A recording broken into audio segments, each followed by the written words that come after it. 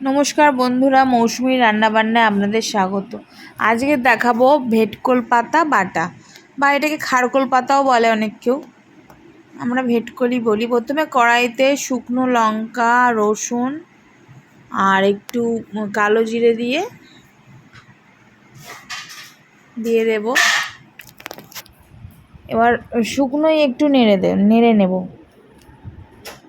শুকনোই নেড়ে নেব। একটু হালকা লাল লাল হয়ে যাবে। যতটা খারকোল পাতা বা ভেটকোল পাতা থাকবে ততটাই রসুনটা একটু বেশিই দিতে হয়। এবার ভেটকোল পাতাটাকে এরকম ছোটো ছোটো করে কেটে রেখেছিলাম, ভালো করে ধুয়ে নিয়েছি।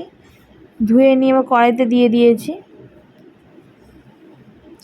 অল্প একটু নুন দিয়ে দেব, দিয়ে একটু অল্প যে জলটা বেরোবে ওর থেকে ওটাকে একটু শুকিয়ে নেব, যাতে গলা না লাগে বা গাল না কিটো। এবার আপনারা কে কে এটা খান কমেন্ট করে জানাবেন। একটু লেবুর রস দিয়ে দিলাম, এটা কারা খেতে ভালোবাসেন একটু জানাবেন। লেবুর রসটা এই জন্যই দেওয়া যাতে গালটা না কিটোয়, কিটোতেও পারে, তো কোনো কোনো জায়গায় ভেটকোল ভালো হয় না, গালটা কিটোয়।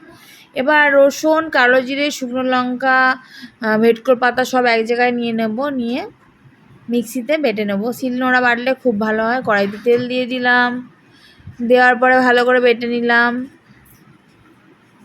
সব একসঙ্গে। তারপর এগুলো আস্তে আস্তে কড়াইতে দিয়ে দেবো। কড়াইতে একটু সর্ষের তেল দিয়েছিলাম, তার মধ্যে এগুলো বাটাটা দিয়ে দিলাম, মিক্সিতে বেটে নিয়েছি। এটা শিলনোড়াতে বাটলে খুবই ভালো হয়। অল্প একটু চিনি দিয়ে দিলাম তার মধ্যে, চিনি দিয়ে এবার একটু ভালো করে নাড়িয়ে নিতে হবে, জিনিসটা তেলের মধ্যে মিশিয়ে নিতে হবে। যারা বেশি ঝাল খেতে চাও তারা এর মধ্যে কাঁচা লঙ্কা কিছু দিতে পারো, আরও টেস্টি হয়।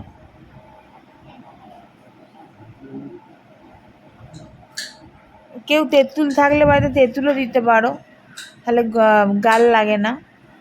ভালো করে শুকনো করে নিতে হবে, ভালো করে শুকনো করে নিতে হবে কড়াইয়ের মধ্যে।